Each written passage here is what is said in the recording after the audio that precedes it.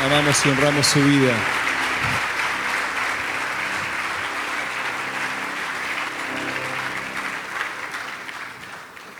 Buenas tardes, amados, amadas hermanas. Pueden ocupar sus lugares.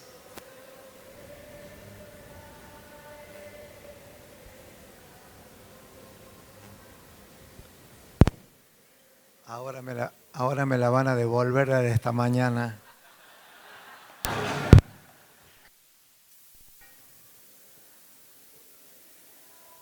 Amados, qué privilegio más grande y qué responsabilidad es estar en este lugar, tanto acá arriba como allí abajo. Son responsabilidades compartidas, porque no estamos en una reunión casual pensando en qué va a pasar después que esto termine, sino que estamos en una reunión intencional. Se nos ha convocado muy intencionalmente para algo bien puntual. Y aunque parezca una frase demasiada oída, quiere el Señor que nunca se desgaste en nuestros corazones, que es intencionalmente reunidos para oír al Señor, para oír su voz, en referencia a los días que nos tocan vivir,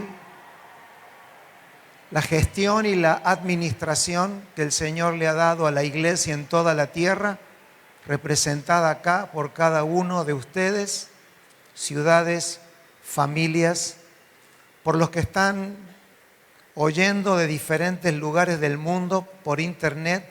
¿Qué les parece si les enviamos un saludo a todos los que están en algún lugar que nunca sabremos?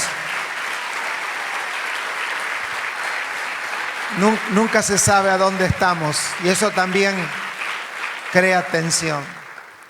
Nos hemos convocado para salirnos de nuestras propias asignaciones que el Señor nos ha dado, locales, familiares, y a ver si en estos días, reunidos en su nombre, convocados por quienes el Señor les puso esta asignación de convocatoria, oír al Señor en ese nivel, en esa responsabilidad. Por eso que yo sé que muchos de ustedes, o casi todos, son pastores, líderes, predicadores, y yo les voy a pedir lo mismo que le piden ustedes a la gente todos los domingos. No se duerma, esté atento, o sea, también se las tengo que devolver ya que me la están devolviendo de allá atrás. Nada que no querramos que tengamos como auditorio, así que en sus oraciones, orando para que en los próximos minutos podamos compartir una palabra, ya sea el que la habla como el que la oye, crean el circuito de la alimentación de la palabra. Estamos con profunda responsabilidad agradeciendo a Dios por los grandes pasos que se dan de compromiso para estas plataformas, estos escenarios, que uno es este que se ve, que es inmenso, pero hay un escenario que no se ve, que es espiritual, que es el que creemos que va a producir algo que va a trascender a nuestros días y que lo iremos entendiendo con el paso de las horas, de la semana, de los años. Estamos oyendo tanto y tan seguido que el Señor nos va a tener que dar la habilidad de tener una mente bien preparada para luego, cuando volvamos, volver a reoír, porque esto no pudo haber sido casualidad y tampoco ha sido un hecho humano. Aquí hay un respirar del Espíritu y un hecho que no es común a nuestros días, y es por eso que eso nos trae tanta emoción, tanta alegría, gozo en el Señor y responsabilidad. Lo que quisiera expresar en el Señor, y algo que compartí con los del otro lado del Jordán,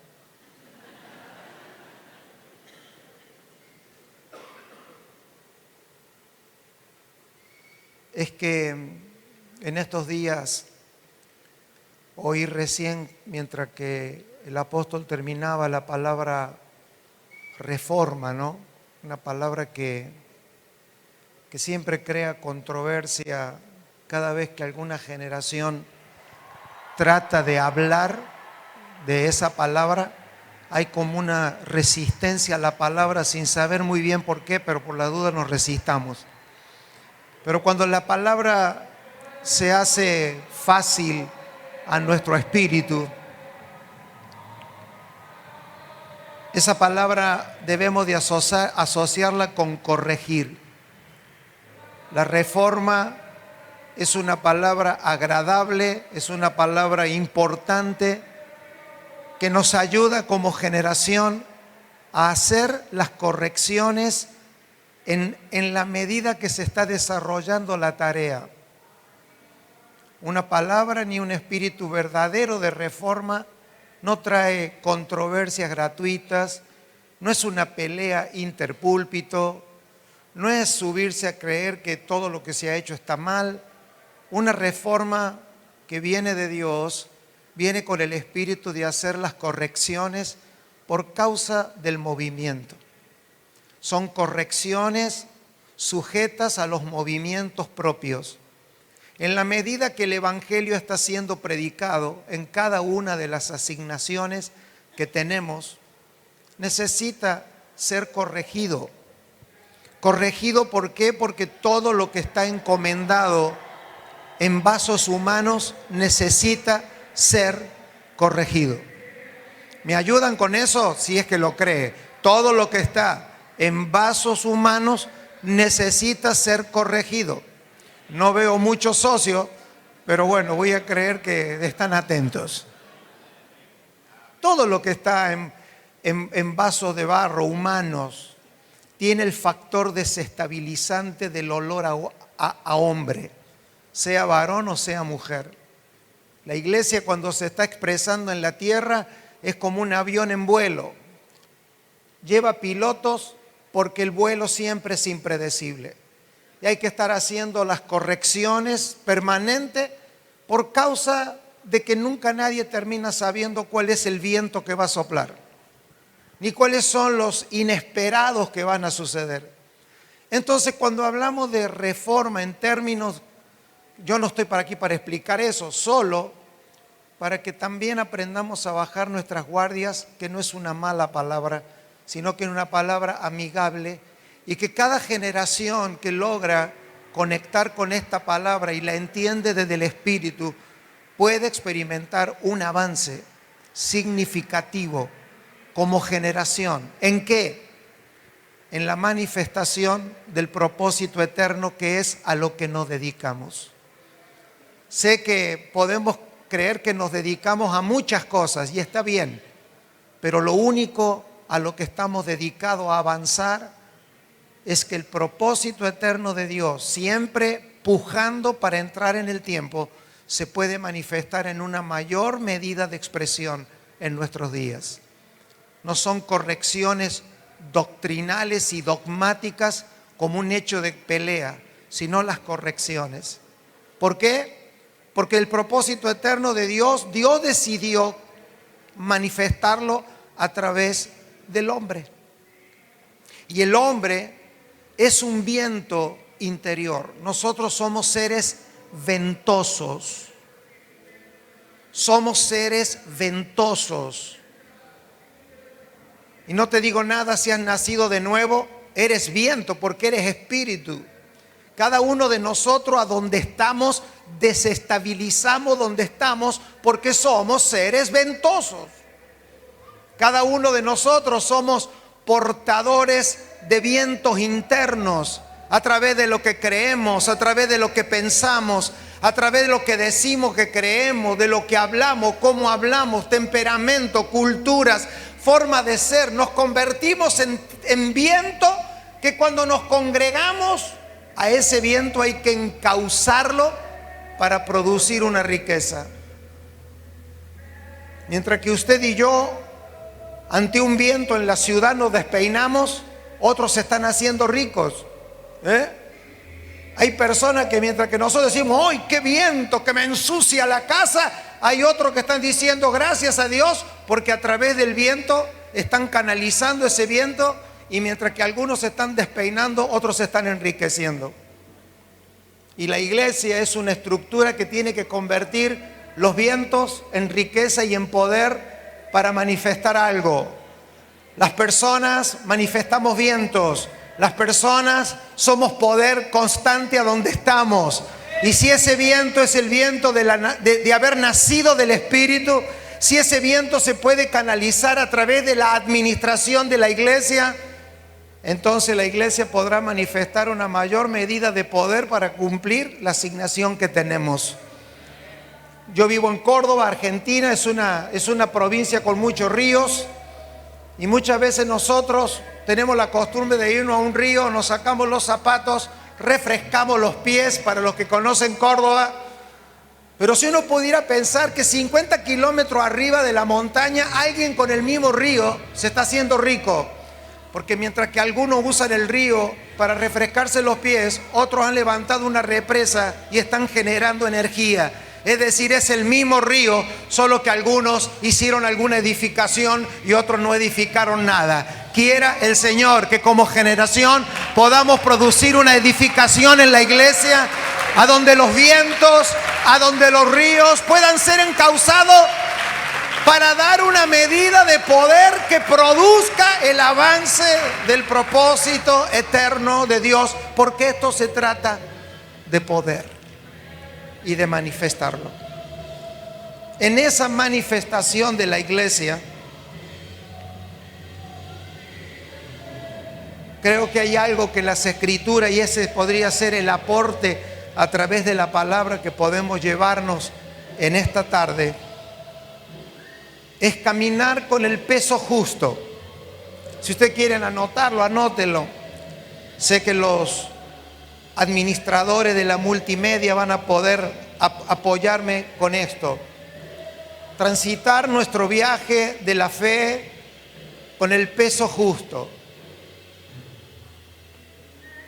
El propósito eterno de Dios tiene una medida justa, tiene un peso justo. La Biblia no escasea en explicarnos de que hay una estatura, de que hay una medida. En las sombras como en la realidad de Cristo sí existen medidas. Y una de las cosas que debemos de cuidarnos en nuestro caminar mientras que estamos en este cuerpo es que la iglesia pueda permanecer ágil, dinámica y con el peso justo para alcanzar la mayor medida de expresión de Cristo en la tierra. La expresión de Cristo no es algo que yo siento, la expresión de Cristo no es algo que a mí se me ocurre y tengo que aparecer con una genialidad el domingo, a ver qué genialidad se me hace para que Cristo sea conocido en la ciudad. Quiero decirles algo, el evangelio es algo que está eternamente consumado, está absolutamente terminado, esperando que en la tierra haya una medida de persona, haya una medida de edificio, haya una medida de estructura de vida que lo pueda manifestar a la medida de lo que Dios quiere traer. No puede ni pesar más para no ser lenta, ni puede ser demasiada liviana para que se la lleven los vientos de doctrina. Tiene que tener el peso justo, y a ese peso justo le llamamos un peso de gloria. Ni demasiado pesados, ni demasiado livianos, caminar para aquello de lo que fuimos nosotros diseñados. Por eso que uno de los aspectos de la reforma, los apóstoles tuvieron que hacerlo, porque cada vez que el evangelio era predicado, no faltaba quien venía y tenía que ponerle a la gente un peso que no correspondía. Y tengo todos los versículos, pero ustedes lo saben.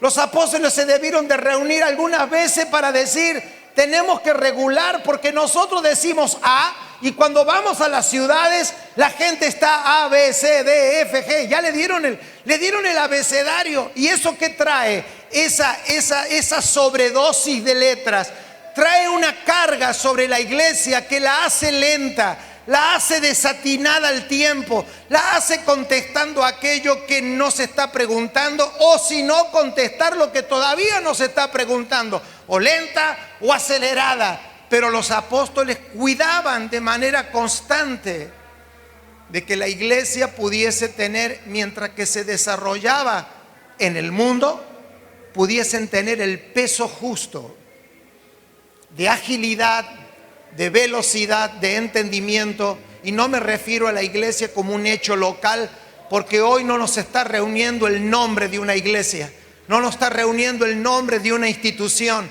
Hemos venido a decirle: Señor, queremos que nos hables como la iglesia. Y si todo lo que se está diciendo yo ya lo sé, por amor a tu nombre, que nadie logrará hacerlo solo, queremos que el Espíritu los revele a todos. Porque si algo el Señor les ha revelado a alguno de ustedes que está por encima de lo que se está hablando, siga congregado, ministre al Señor, porque esta ministración no se da solo por predicación, sino por estar en comunión.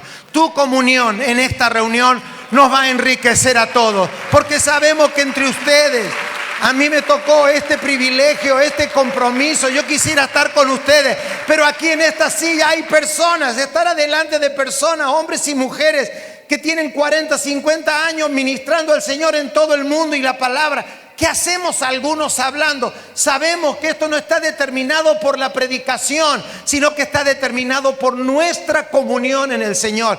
Y esa comunión, ese ejercicio de amor, va a traer que una generación se estabilice en los asuntos del Espíritu, para que ninguno de nuestras acciones y reacciones, ninguno de nuestros vientos pueden ser tan fuertes que no puedan ser gobernados por Dios, de tal manera que nuestros ímpetus puedan ser administrados para que la iglesia sea ágil, sea continua, sea frecuencial, sea secuencial, pueda tener un sentido de avance, que podamos ver los resultados de la vida del Espíritu y traer a la tierra la expresión que no se ha visto en siglos de la vida del Señor para salvación de miles, y para que nuestro Padre, como se dijo recién, de eso se trata, sea conocido en la tierra. Corregir el rumbo, y no es fácil. Usted sabe como pastor, como líder, que no es fácil pastorear las ovejas con vientos huracanados. Pero esa es la obra del Señor, se nos enseñó esta mañana. Les invito a leer algunas escrituras. El apóstol Pablo a los Efesios les habla de muchos asuntos, él está tocando muchos asuntos. Pero en el capítulo 2 dice: y Él os dio vida a vosotros cuando estabais muertos en vuestros delitos y pecados, en los cuales anduvisteis en otros tiempos siguiendo la corriente de este mundo, conforme al príncipe de la potestad del aire, el espíritu que ahora opera en los hijos de desobediencia, entre los cuales también todos nosotros vivimos en otros tiempos en los deseos de nuestra carne. Es importante entender que cuando Pablo habla de nosotros, se está refiriendo a los israelitas o judíos. Y cuando usa la palabra vosotros, se está refiriendo a los gentiles. Son dos palabras que son muy importantes en las Escrituras. Cuando él habla de los nosotros es la nación de Israel. Y los vosotros, la mayoría de las veces es así, por eso hay que leer quirúrgicamente. Los nosotros es Israel, los vosotros son los gentiles. Y lo usa mucho el apóstol Pablo, ese juego de verbos, para entender qué está queriendo decir en las Escrituras. Entonces él dice que nosotros vivimos en otros tiempos. Eso es clave porque eso determina la lectura del pasaje. Ese nosotros no somos todos nosotros, son los nosotros de los nosotros. Atrás se reían más esta mañana. Haciendo la voluntad de la carne y de los pensamientos. Y de nuevo, y éramos por naturalezas hijos de ira. Por eso no lo querían a Pablo, porque él sabía que los nosotros eran todos los que él tenía detrás de él. Pero Dios, que es rico en misericordia, por su gran amor con que nos amó, aun estando nosotros muertos en pecados, nos dio vida juntamente con Cristo. ¿A quiénes son los nosotros? A toda la nación que cargaba las promesas de salvación. Y Pablo está explicando de que todos los nosotros están siendo alcanzados ahora en Cristo. Y esto es determinante para caminar. A veces vemos a la iglesia en el mundo cargando con unos versículos arriba que son demasiado pesados para nosotros, porque era para los otros nosotros. Que habiendo hecho Cristo la obra en la cruz, ya dejamos de ser los nosotros para ser los vosotros. Y ser vosotros es más liviano que ser nosotros. Nos dio vida juntamente con Cristo. Por gracia sois salvos. Y juntamente con Él nos resucitó y asimismo nos hizo sentar en los lugares celestiales con Cristo. Más adelante dice, para mostrar en los siglos venideros las abundantes riquezas de su gracia en su bondad para con nosotros en Cristo Jesús. Recuerde que todo el auditorio judío de Pablo no estaba creyendo que esos nosotros eran ellos. Eso hizo que Pablo fuese una persona antipática por muchos siglos. Nosotros hoy en el siglo XX y XXI hemos celebrado a Pablo, pero no siempre fue así. Pablo no fue una persona muy celebrada los primeros 2 o 3 siglos de la iglesia. Por este cuidado que Pablo tenía en que si la iglesia iba a ser efectiva en el mundo entre los gentiles, no debía cargarse de pesos que no tenía que llevar. Porque por gracia sois salvos. Dice, para mostrar en los siglos venideros, ahí está. Anote este principio importante allí. Pablo cargaba un evangelio que había que esperarlo algunos siglos. No era ahora, ya, y prepárese que inmediatamente. No, los siglos venideros, las abundantes riquezas de su gracia en su bondad para con nosotros. Porque por gracia sois salvos por medio de la fe. Somos salvos por gracia, por medio de la fe. Y esto no de vosotros. Y esto no de vosotros. Y ahí aparece el vosotros. Pues don de Dios, es don de Dios. No por obras, para que nadie se gloríe. Porque somos hechuras suyas, creados en Cristo Jesús para buenas obras, las cuales Dios preparó de antemano para que anduviésemos en ella. Y ahora va a explicar quiénes son los vosotros, que los gentiles son coherederos y miembros del mismo cuerpo y copartícipe de la promesa en Cristo Jesús por medio del evangelio. Ahí es a donde los nosotros y los vosotros se unen. ¿A dónde? En Cristo. ¿Cuántos dan gracias a Dios que en Cristo ya no hay ni nosotros ni vosotros, sino que hay uno y somos uno en la obra y en el sacrificio, habiendo derribado toda pared? Pero Pablo tiene que explicar para que a los vosotros no se le ponga la carga de los nosotros y los ventosos humanos que ocupamos las congregaciones hagamos retrasar el magno propósito de Dios en el tiempo. Siempre ha pasado lo mismo y sigue pasando en nuestros días, solo que estamos orando para identificar dónde hay vientos y generalmente están dentro nuestro, que los calmemos para que como generación no caminemos como un solo viento soplando en la esquina del barrio con la iglesia, sino que podamos generar un viento recio en la comunión y en la vida del Espíritu para producir un avance como el que nunca hemos visto. El apóstol Pablo está tocando todos los temas en la carta a los Efesios. Te necesito ir un poquito más rápido, sepan disculpar si a veces quedo así como con puntos suspensivos, pero necesitamos llegar a algún lugar. Por lo tanto, nuestro uno en el Señor y nuestra vida en unidad, en el uno del Señor, esa unicidad, esa palabra que ha sido recuperada en medio nuestro y que no la podemos familiarizar, sino que la debemos de usufructuar y repetir tantas veces sea necesario.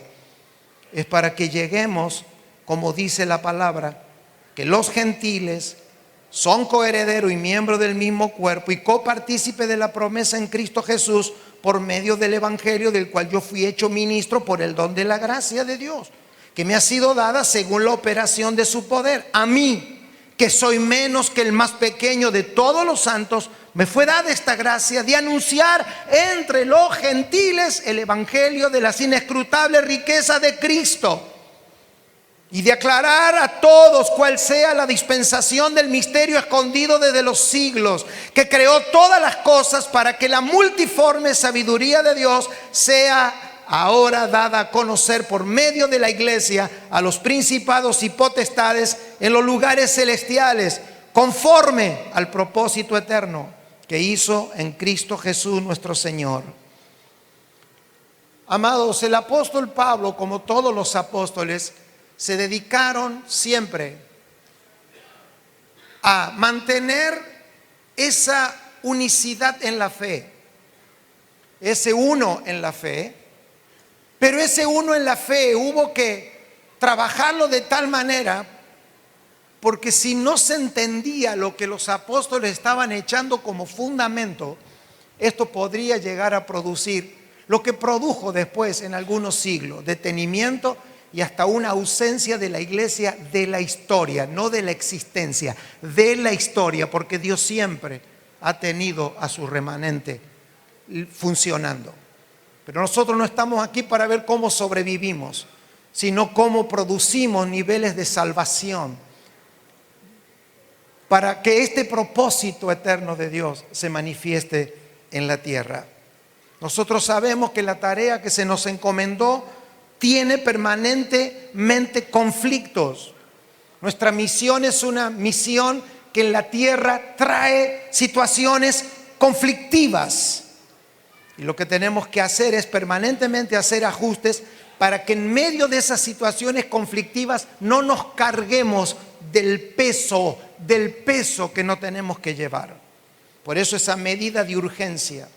Esa medida de urgencia que hay del Espíritu en cada uno de nosotros, y por eso esta convocatoria, y que estamos felices de estar en este lugar y no se han medido ni escatimado esfuerzo para hacerlo, es porque estamos de acuerdo que solo una imagen y expresión nítida de Cristo puede producir aquello que estamos esperando que se produzca en la tierra. Una nitidez. No es que antes no la hubo, no estamos en búsqueda de que suceda algo que nunca sucedió, sino una nitidez de la expresión de la vida de Cristo en la tierra, pero que esa nitidez está llena de polvo.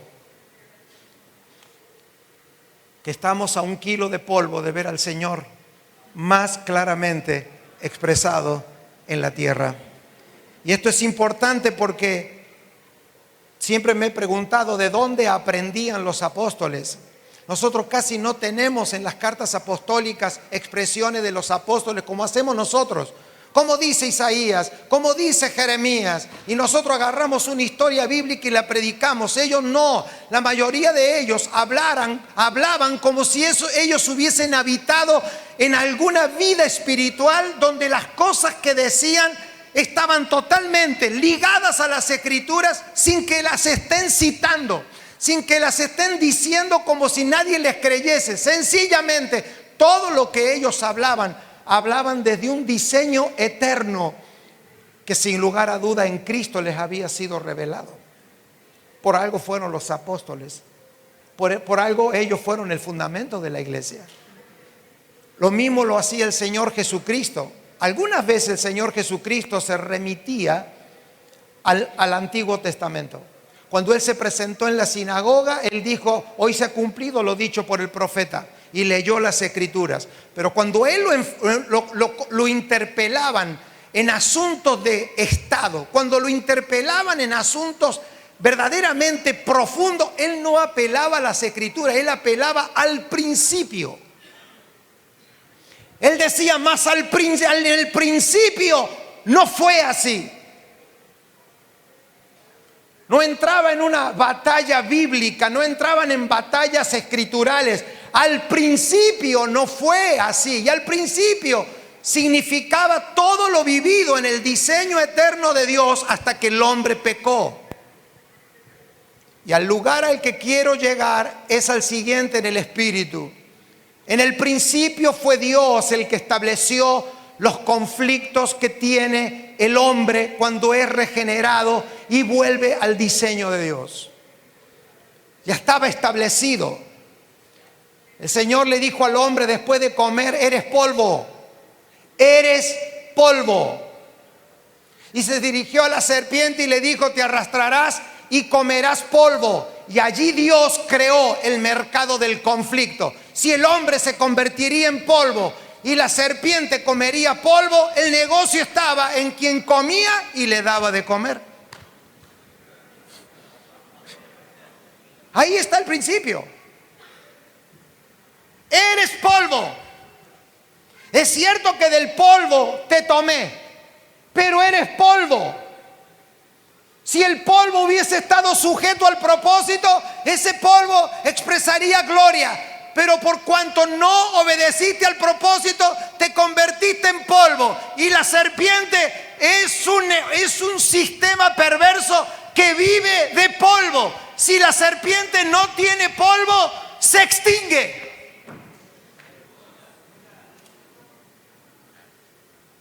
Y lo que estamos planteando es lo que Pablo ha dedicado todas sus cartas.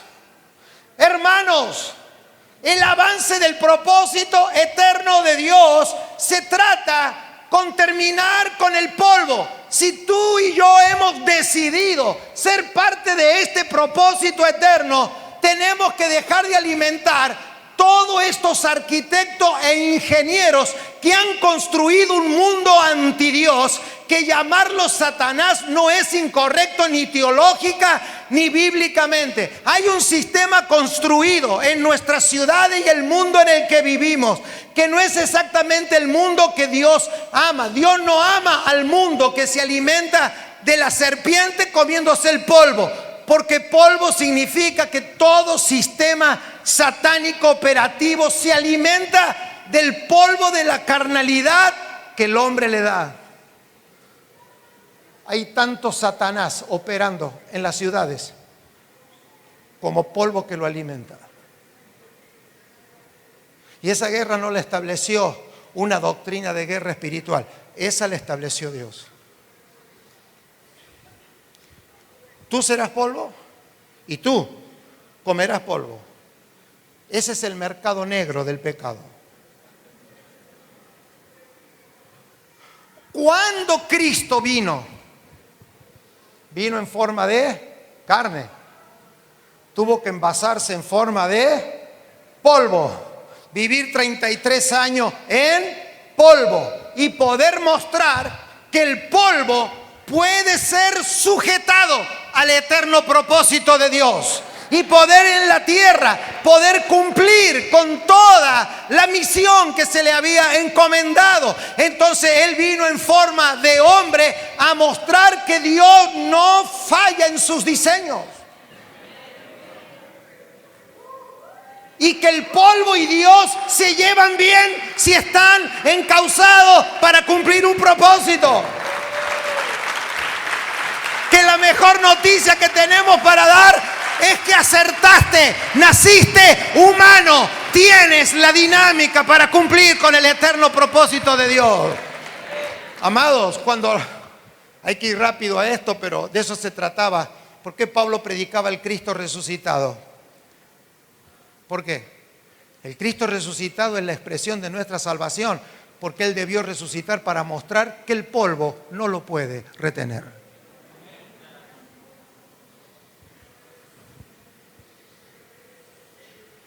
Ese era el fundamento apostólico. Cristo en la cruz, sepultado, resucitado y ascendido.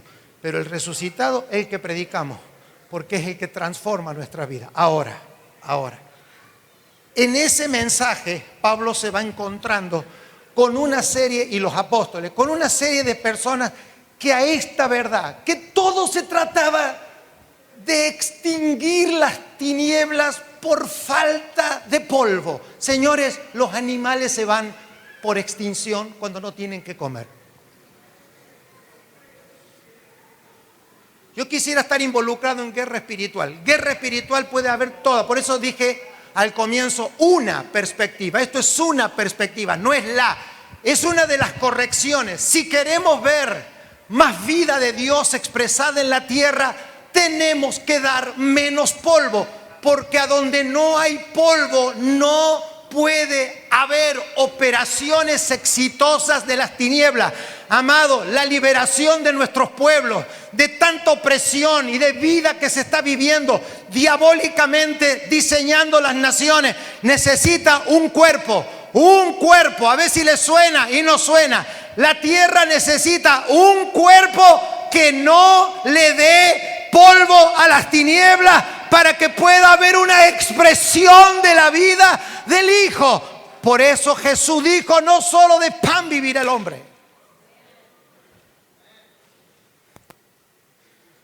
Los apóstoles no ayunaban para torcerle la mano a Dios.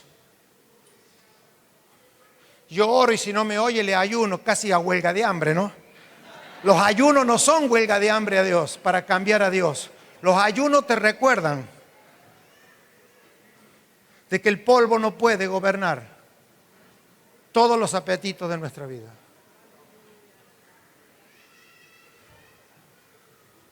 Nada más.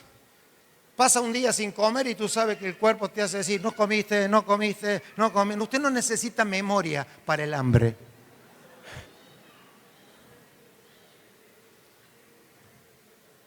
Pero Pablo dice que él ha venido a aclarar esto y tiene que estar constantemente sacándole a las personas el peso sobre sus hombros, creyendo que además de esto hay que hacer muchas cosas más. El Evangelio se trata de tratar con asuntos polvorientos que nos quedan de la vida.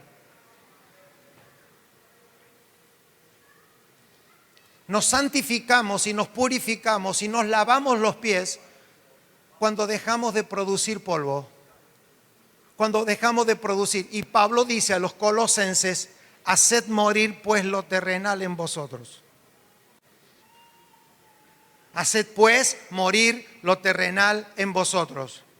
La victoria que tenemos por delante para manifestar en el tiempo, si no queremos ser comidos por la historia, es que hay dos cosas. Señores, esto es por inanición.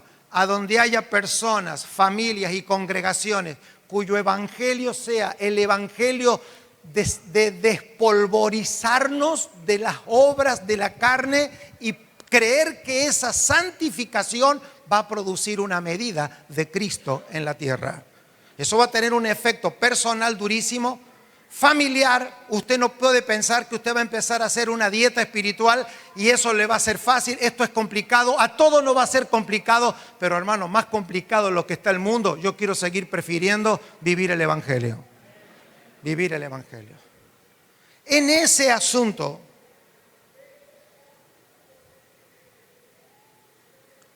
es que es importante volver al principio. Una reforma no vuelve para atrás en la historia, vuelve al principio. Y en ese principio es que se toca el asunto que quisiera tocar para cerrar este asunto, el asunto de la fe. El ser unos en la fe. La palabra fe tiene una contradicción en español, no sé en otro idioma porque no sé, que suena a fe dos sustancias diferentes. Dos sustancias diferentes. Y con respecto al tema que estamos tocando, es determinante para lo que viene. Porque la Biblia te habla de la fe, por eso leí 2 veces el versículo, la fe, porque por gracia sois salvos por medio de la fe. Es muy común oír a los creyentes decir que somos salvos por fe. Es muy común. Y aunque pudiéramos encontrar versículos, Pablo está regulando de manera graduada que lo que nos salva a nosotros es la gracia. Y que la gracia no es de vosotros, sino que es don de Dios. Y el medio que Dios usa es la fe. Y ahí es donde la fe está hablada en dos direcciones en la Biblia. Hay una palabra para fe que significa lo que sedujo tu oído. Y eso también viene de Dios. Es esa fe primaria, es esa fe temprana. Que tú estabas y yo estaba, como llegó mi familia al Señor. Mi mamá llegó al Señor porque tenía una hija 5 horas muerta con certificado de defunción y le dijo al pastor: pastor, se la dieron a mi mamá para que la entierre, y mi mamá se escapó de la clínica con mi hermana muerta, 5 horas muerta, certificado de defunción. Y le dijo al pastor: pastor, por favor, yo oí un día que Dios resucita muertos, resucítela. ¿Y qué dijo el pastor? A mi mamá le decían nena, nena, por tu fe. Y una hermana que estaba barriendo atrás, porque justo estaban en el templo, le dijo: hermano, pastor, sóplele, sóplele. Y el pastor dijo: bueno, le sopló y mi hermana resucitó.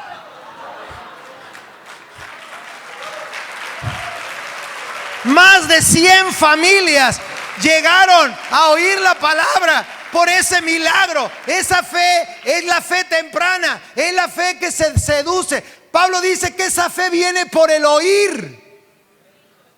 Grítalo fuerte, diga: fe temprana. No hay que perderla. Es la fe del oído temprano. La fe del oído niño, que tiene que estar siempre activado, y no así que a los 20 años ya oímos los predicadores así. No, la fe, esa fe temprana, la fe que puede hacer que las cosas sigan sucediendo. La fe temprana, la fe que te seduce, la fe del novio, la fe de los enamorados, la fe que tienen las personas los primeros días de su caminar en la fe. Pero la Biblia también dice que hay una fe que es la que tenemos que ser uno, que no es la fe temprana, que es la fe que se construye en las convicciones de Cristo.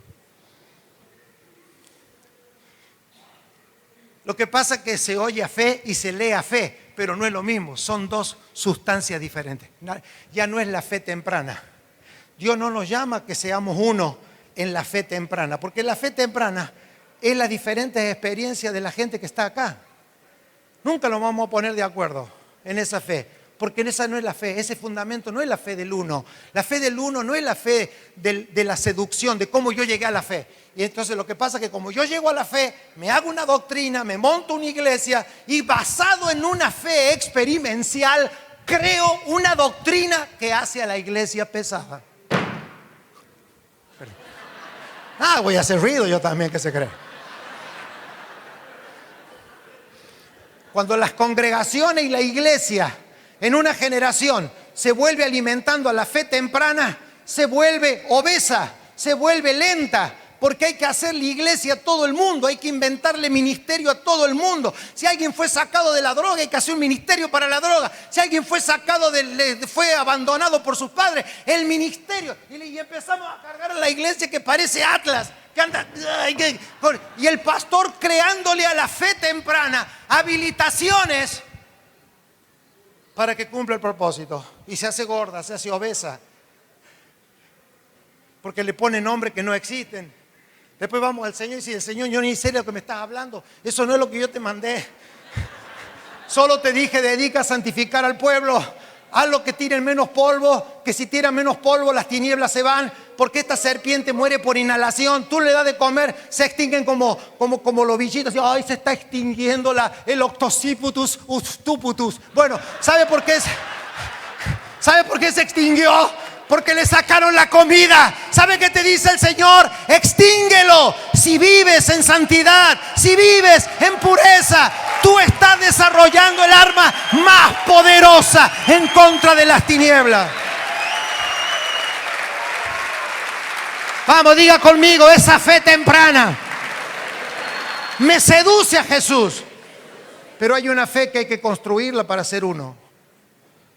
Pablo le llama a esa fe una fe. Una fe. Amados, voy a terminar porque tengo que dar un salto así como termino y vayan llorando porque ya tengo que terminar.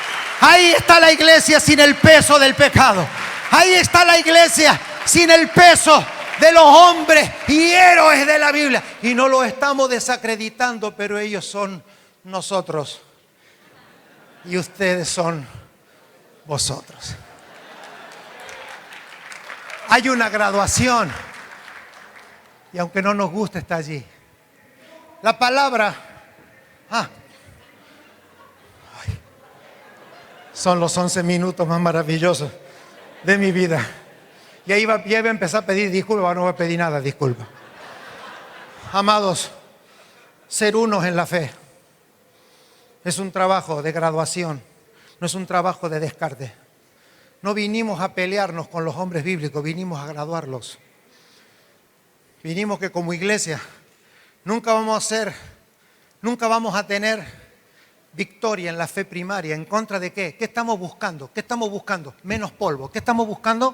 Menos polvo. ¿Qué estamos buscando? Menos polvo. ¿Qué estamos buscando? Menos polvo. Menos comida.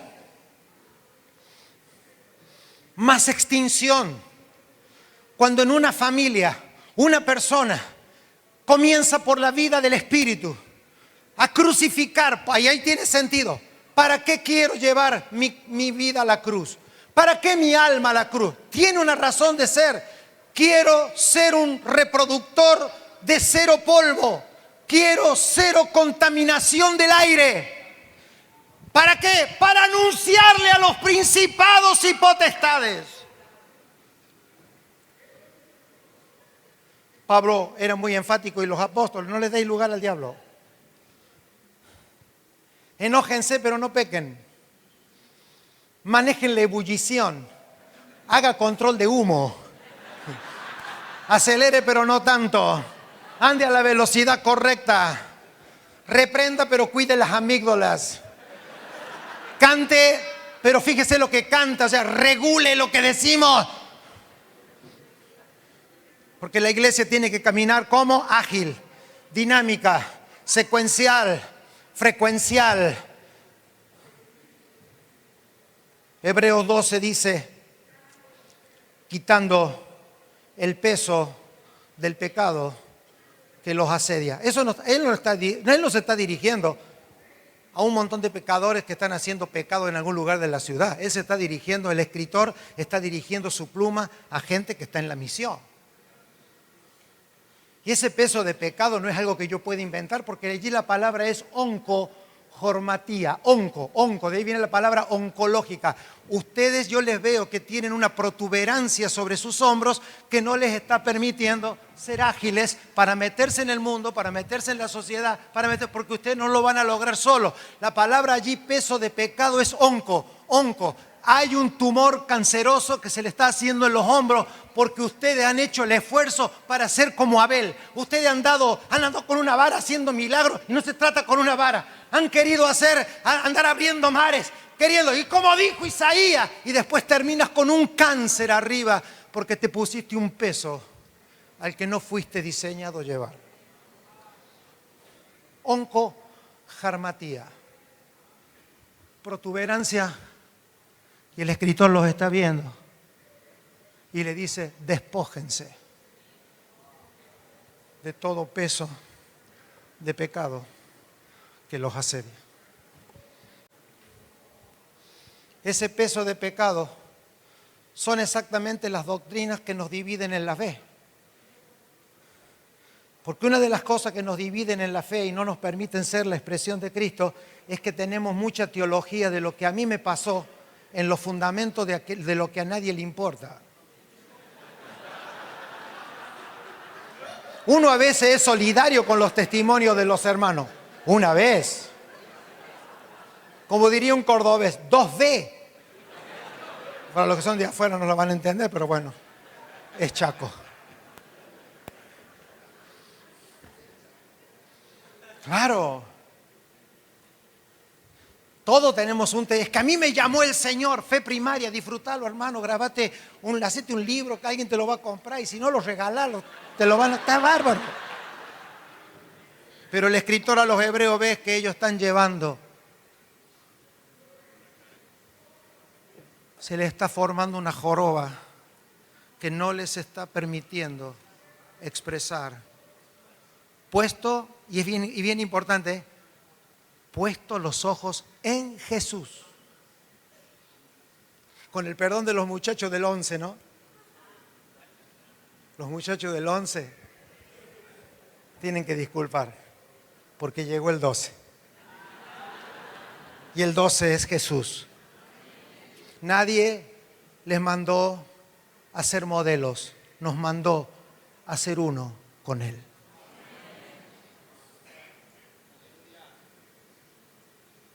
Nos mandó a que pongamos, como se nos enseñó ayer, nuestros ojos, esta mañana, nuestros ojos en Jesús. Para predicar nos vamos a terminar pareciendo a las personas que vemos. Nos terminamos pareciendo a las personas que vemos. Por eso Dios se comprometió en toda la Biblia a resolver los problemas con una comida.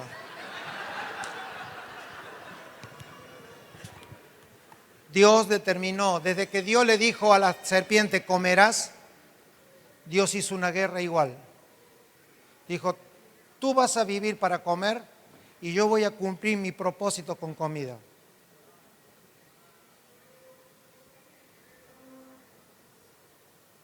Y cada vez que haya un conflicto, la gente que me crea a mí va a resolver sus problemas comiendo, como se nos habló a través del pastor Leandro.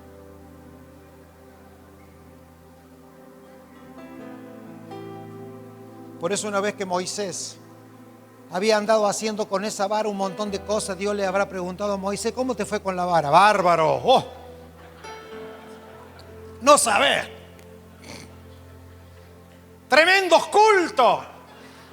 ¿El pueblo está libre? No. ¿Te hiciste una fiesta vos, Moisés? Te propongo algo. Le hagamos un asado a que quedan libres. Así que Moisés, Dios le hizo un cordero asado, fue la noche de su liberación. Dios no estaba avergonzando a Moisés, estaba escribiendo una Biblia para una generación que debía de entender que las cosas no son tan pesadas porque no es por obras, sino por gracia. No es por fe, es por medio de la fe, es por su gracia que podemos llegar a cumplir la tarea que se nos ha encomendado. Es por su gracia, es el conocimiento de su gracia. Es Él en nosotros, nosotros en Él.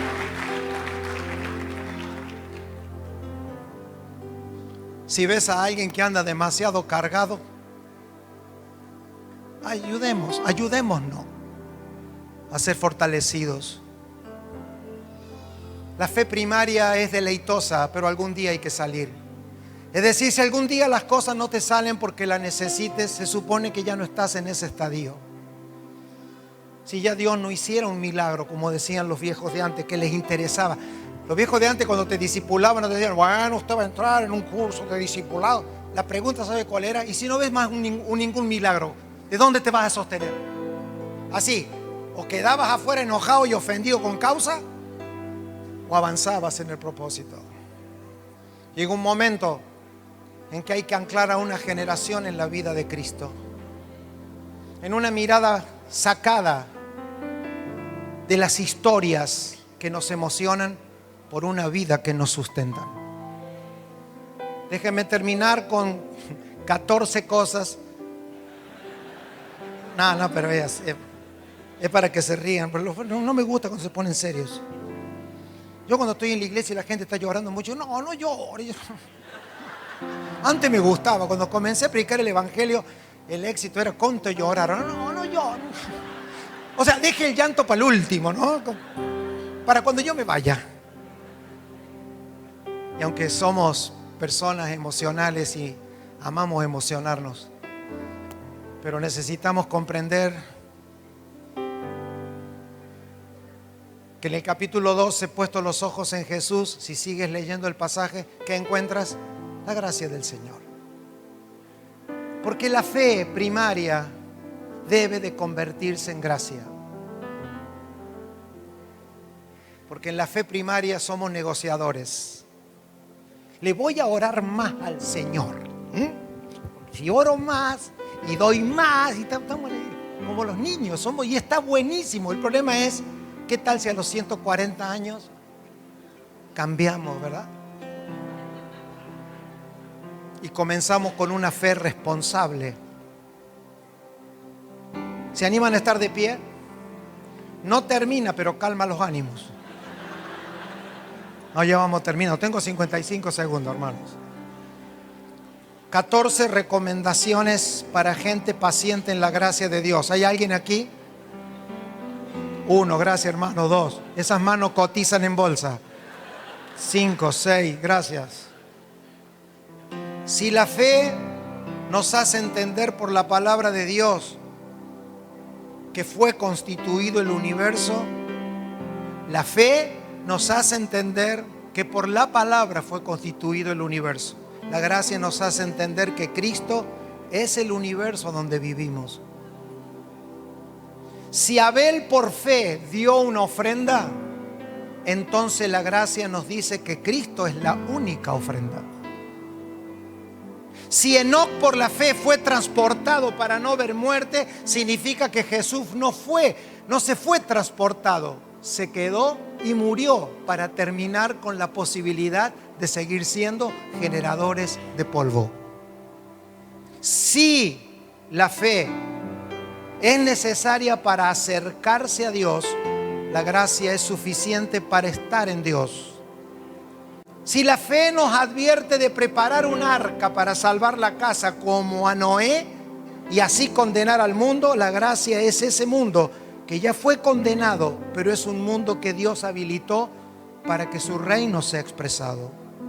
Si por la fe Abraham salió de un lugar y se convirtió en extranjero, entonces la gracia nos hace ciudadanos del reino de Dios.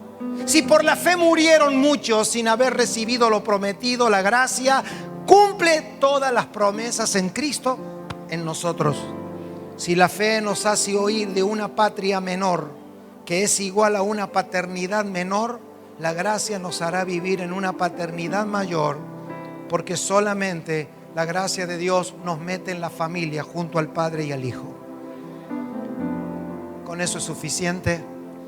Amados, el aporte es: alivianemos a nuestra generación, corramos rápido, dejemos de cargar con nuestras historias, incluyendo las bíblicas, y convirtámonos en la verdad de Dios expresada, y que la Escritura sirva, como dice el apóstol Pablo. Léela, Timoteo, léela, indaga, porque te van a preparar para toda justicia, te van a entrenar. Pero hoy no vamos a ver uno, no en cómo interpretemos a Moisés, nunca vamos a ser uno interpretando a Abraham, nunca vamos a ser uno dando una ofrenda como Abel. Solo vamos a ser uno si todos hemos decidido vivir en la inmensa gracia del Señor como fundamento de nuestra vida en Él.